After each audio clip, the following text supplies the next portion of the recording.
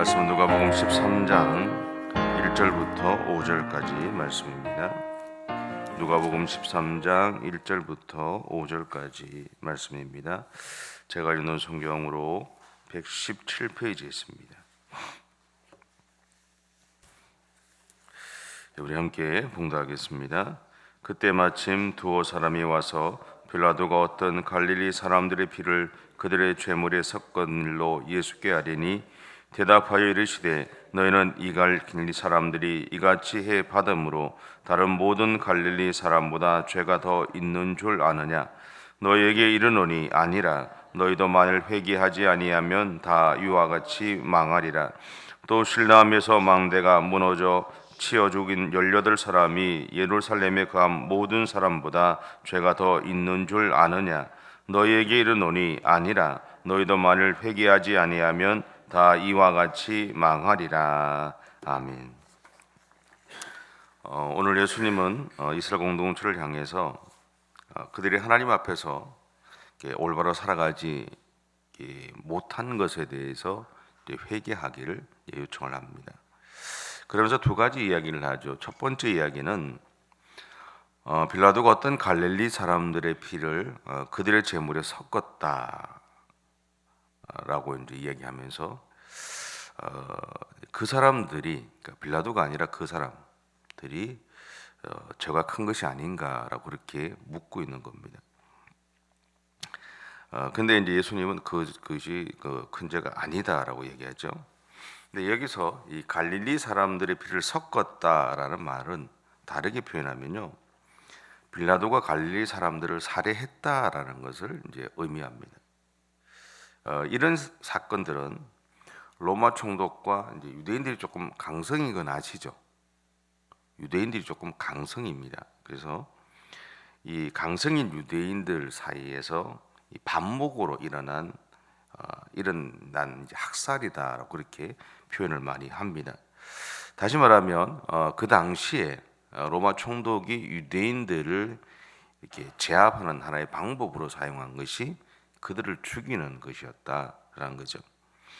유대 역사학자의 기록에 의하면 어느 6월절 제사 때는 3,000명 정도의 유대인들이 죽임을 당했다라고 그렇게 기록이 되어 있다고 합니다.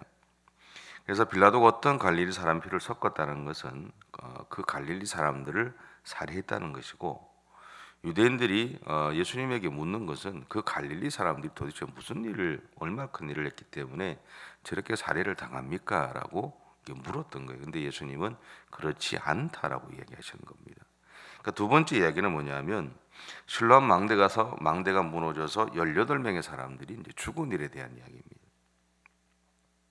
근데 이 부분에 대해서도 예수님은 그들의 죄가 크기 때문에 일어난 일이 아니다라고 이야기를 하죠. 예수님은 이 두 이야기를 통해서 말씀하시는 것은 이런 일은 누구에게나 일어날 수 있는 일이다라는 겁니다. 며칠 전에 저희 아이가 이제 회사에서 오면서 육중추돌 났던 사건을 놀래가지고 이제 이야기를 하더라고요. 근데 우리는 생각할 때 무슨 일이 이유가 있었나, 뭐 아니면 예전에 뭐 같은 그리스도인이라 그러면 저것이 어떤 문제 때문에 일어났던 일은 아닐까라는 그런 염려들을 합니다. 근데 사실은 그 일은 누구에게나 일어날 수 있는 일이잖아요. 운전을 해보신 분들은 아시지만 운전을 하다 보면 내가 아무리 방어 운전을 잘해도 사고는 납니다. 나의 의지와 상관없이, 소위 말하는 내 운전 실력과 상관없이 사고는 납니다. 우리가 인생을 살아가면서 우리에게 일어나는 수많은 일들을 바라보면 사실은 우리의 의지와 상관없이 일어나는 일들이 너무 많습니다. 그럼에도 우리는 때때로 우리 주변에 있는 사람들이 어려운 일을 겪을 때 너무나 쉽게 그 사람이 하나님에게 죄를 범했기 때문이라고 단정을 짓습니다. 그리고 다른 사람에게 일어나는 일이 나에게 일어난 일보다 좀 더 큰 경우에는 그 사람이 더 큰 죄를 지었다라고 그렇게 생각하기도 하죠. 근데 바로 이런 생각들이 유대인들이 가지고 있었던 생각이고요. 복음을 이렇게 타고 오늘 우리에게까지 전달되어져 왔다라는 이야기입니다. 왜냐하면 복음을 전했던 사람들이 유대인들이잖아요. 자기들도 모르게 자기들의 기본적인 사고들을 이렇게 전달하는 겁니다. 복음을 전할 때. 또 하나는 복음을 전할 때 하나님에 대해서 이해를 할 때 또 그리고 그 신앙적인 것들을 조금 이제 통제를 하거나 아니면 좀 이렇게 제대로 원하는 길로 가게 만들기 위해서는 적당한 위협도 필요하거든요. 두려움도 필요합니다. 그래서 이제 그렇게 이야기를 해왔던 거죠.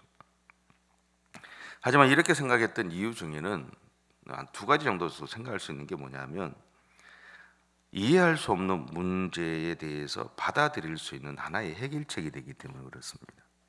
좀 쉽게 받아들일 수 있죠. 또 하나는 뭐냐면 문제 해결을 개인에게 돌리면서 공동체가 져야 할 책임을 회피하고자 했을 때 가장 쉬운 방법이기 때문에 그렇습니다. 우리는 우리에게 일어나는 여러 가지 일들을 바라보면서 우리는 그것이 개인의 문제로 자꾸 이야기를 하거든요. 근데 그렇지 않습니다. 공동체 때문에 그 사람이 오염을 당하는 일도 있습니다. 그 사람을 하나님이 건드리는 경우도 있거든요. 그러니까 우리는 하나님의 뜻을 잘 모르고 그냥 우리가 받아들이기 쉽고 이해하기 쉬운 방법 안에서 이렇게 판단하고 생각하고 또 믿음의 길을 갈 때가 많이 있습니다. 그래서 우리는 우리에게 일어난 여러 가지 일들을 겪어가면서 항상 우리 스스로를 좀 돌아볼 수 있어야 된다라는 거죠. 그럼에도 이런 사람들의 태도를 통해서 어떤 사람은 위로를 받기도 하고요. 또 어떤 사람은 절망하기도 합니다.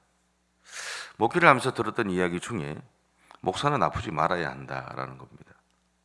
근데 저는 이제 저희 선친이 아팠던 사람이고 또 어떻게 살았던 걸 아는 사람이기 때문에 그런 이야기를 들으면 퀘션을 달아요.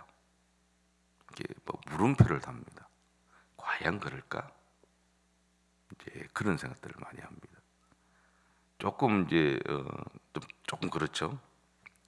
근데 왜냐하면 왜 그런 이야기들이 이제 목사들 사이에서 나오느냐면 성도들 입장에서 첫 번째 목사는 건강했으면 좋겠거든요.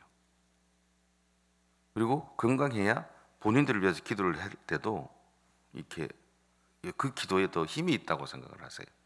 맞죠? 틀린 이야기는 아닙니다. 근데 두 번째는 뭐냐면 목사님에게 그런 얘기를 하면 저분이 어떤 하나님 앞에서 뭔가를 잘못했기 때문에 우리에게도 그런 어떤 영향이 끼칠 것에 대한 두려움이 그 안에 사실은 있습니다.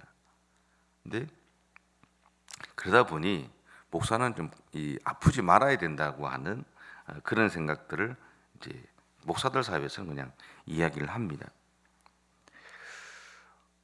그래서 우리는 이제 뭐 목사 아니라 뭐 우리 성도들 가운데도 마찬가지죠. 뭐 욥기에 보면 그렇게 얘기한 것처럼 욥의 친구들이 욥에게 얘기한 것처럼 우리는 어려운 현실 앞에 서 있는 사람들에게 먼저 회개하라고 얘기합니다. 혹시 당신에게 무슨 일이 있는 것이 아닌지 이유가 있는 것이 아닌지 한번 하나님 앞에서 물어보십시오. 그런 이야기를 합니다. 앞에서 제가 얘기했지만 그 틀린 일은 아닙니다. 틀린 말은 아니죠. 예를 들어서 우리는 하나님 앞에서 우리 자신을 항상 돌아보면서 우리의 신앙이 잘못된 길로 빠지지 않기 위해서 노력해야 하기 때문에 그렇습니다. 그럼에도 문제를 죄 때문이라고 하는 태도로 모든 상황을 받아들이고 있던 사람들을 향해서 예수님은 이렇게 선언하십니다. 2절과 4절인데요. 제가 읽을게요. 이 갈릴리 사람들이 같이 해 받음으로 모든 갈릴리 사람보다 죄가 더 있는 줄 아느냐? 너희도 만일 회개하지 아니하면 다 이와 같이 망하리라. 또 실로암에서 망대가 무너져 치여 죽은 18사람이 예루살렘에 간 다른 모든 사람보다 죄가 더 있는 줄 아느냐? 분명한 것은 사람들은 자신에게 일어난 일을 죄의 문제로 받아들여 왔다는 겁니다. 왜냐하면 그 일에는 원인이 있다고 생각했기 때문입니다. 하지만 이것을 단순히 죄의 문제로 접근해서는 안 됩니다. 특히 다른 사람의 문제로 접근해서는 안 되죠. 오히려 우리는 그것을 나의 문제로 받아들여야 하는 겁니다. 그냥 나를 돌아볼 수 있는 죄의 문제가 아니라 나를 돌아보고 살펴보고 내 신앙을 돌아보고 내 삶의 태도를 돌아보는 그런 시간으로 삼아야 되죠. 왜냐하면요, 판단은요 우리의 몫이 아니거든요. 판단은 하나님의 몫입니다. 그리고 그 하나님이 때때로 내가 하나님 앞에 올바로 서지 못했을 때 나를 때릴 수도 있어요. 바울이 그런 고백을 하잖아요. 자기에게 가시가 있는데 하나님 앞에 기도하잖아요. 그걸 좀 없애달라고.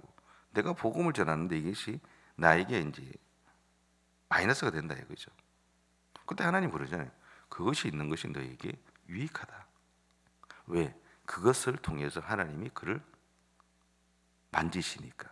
다르게 얘기하면 바울조차도요, 완벽한 사람은 없습니다, 세상에. 그래서 중간중간 생각들이 흔들릴 수 있고요, 잘못된 선택을 하거나 잘못된 행동을 할 때가 있습니다. 그때 하나님이 그것을 통해서 건드리시는 거예요. 그러면 그때 바울이 깨닫는 거죠. 우리도 마찬가지잖아요. 우리 각자도, 여러분 각자도 아마 자기만이 갖고 있는 가시들을 다 가지고 계실 겁니다. 근데 그것이 고통이나 어려움을 주기 위한 것이 아니라 사실은 그 가시가 우리를 살리기를 원하시는 하나님의 선물이라는 생각들을 가지셨으면 좋겠어요. 그러면요, 그것이 그냥 우리에게 절망이나 아픔으로 존재하는 것이 아닙니다. 오히려 그것이 있으므로 우리에게 희망이 생기고 우리에게 소망이 생기는 거죠. 아담과 하와가 하나님의 말씀에 불순종해서 선악을 알게 하는 나무의 열매를 먹었잖아요. 그리고 나서 그들은 자신들을 찾으시는 하나님이 찾으셨을 때 숨어버려요. 그 이유에 대해서 아담은 이렇게 고백합니다. 내가 벗었으므로 두려워서 숨었습니다. 이 말은 아담이 하나님의 말씀에 순종하지 않았음을 자기가 깨달았다라는 것을 의미하는 겁니다. 그런 고백인 거예요. 내가 벗었으므로 숨었습니다. 다르게 표현하면 우리가 하나님의 말씀대로 살지 못해서 내가 나의 부끄러움을 알게 되었습니다. 내가 하나님 앞에 범죄했습니다 라고 하는 고백이죠. 그런데 여기서 하나님은요, 아담이나 하와에게 어떻게 그렇게 했는지에 대해서 물으시기는 했어요. 그런데요, 더 이상 아무런 말도 하지 않으세요. 성경을 보시면 하나님이 그 부부를 위해서 가죽으로 옷을 만들어 입히셨다라고요. 자신들을 부끄러워서 숨는 그들을 향해서 옷을 만들어 입히심으로 그들이 숨는 것이 아니라 하나님 앞에 드러나게 하셨다라는 거예요. 여러분, 그것이 하나님의 마음입니다. 우리는 실수하지 않고 살아갈 수 있는 사람이 없고요, 우리는 우리의 생각이나 우리의 뜻대로 잘못된 길을 가지 않는 사람은 하나도 없습니다. 그런데 그런 우리를 향해서 하나님은 아담과 하와의 모습을 통해 보여준 게 뭐냐면 가죽 옷을 입혀서 우리를 세상에 드러나게 하셨다는, 하나님 앞에 서게 하셨다는 거예요.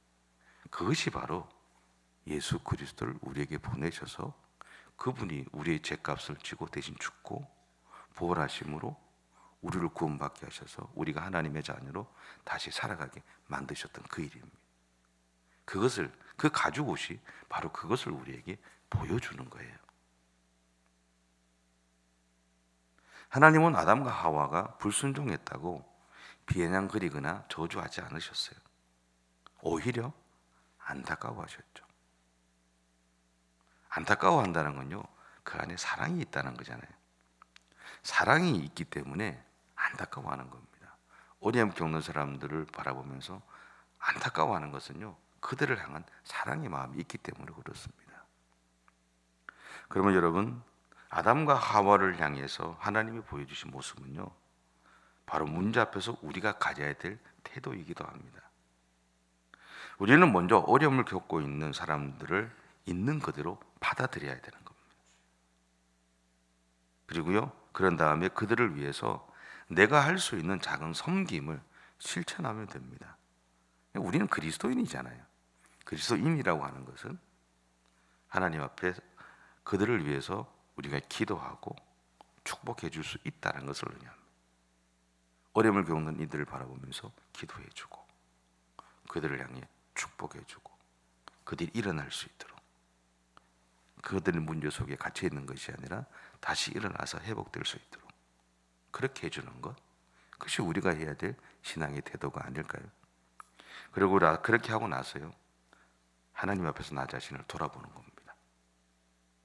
내가 하나님 앞에서 올바른 믿음의 삶을 살아가고 있는지, 내가 하나님을 민감하게 느끼고 있는지, 그리고 지금 하나님을 찾고 있는지 돌아보는 겁니다.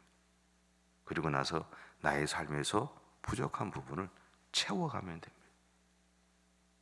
여러분, 이것이 당시에 잘못된 신앙적 가치관에 잡혀있던 이스라엘 백성들을 향해서 너희도 만일 회개하지 아니하면 다 이와 같이 망하니라고 하셨던 예수 그리스도의 마음이에요. 그 마음은 오늘 우리에게도 동일하게 예수님이 말씀하고 계신 겁니다. 그래서 여러분의 믿음의 정 동안 어려움을 겪는 일들이 있으면 그들 있는 그대로 받아들여 주시고, 그들을 위해서 내가 할 수 있는 작은 섬김, 우리의 기도잖아요, 그죠?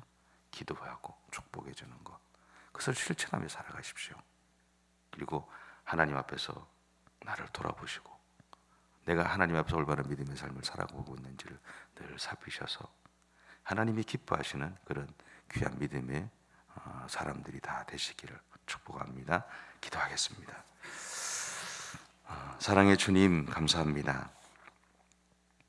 우리의 연약함을 아시고 또 우리의 부족함을 아시는 하나님, 그러기에 아시는 하나님 앞에 서기 때문에 우리가 하나님 앞에 설 때마다 부끄럽지 않습니다.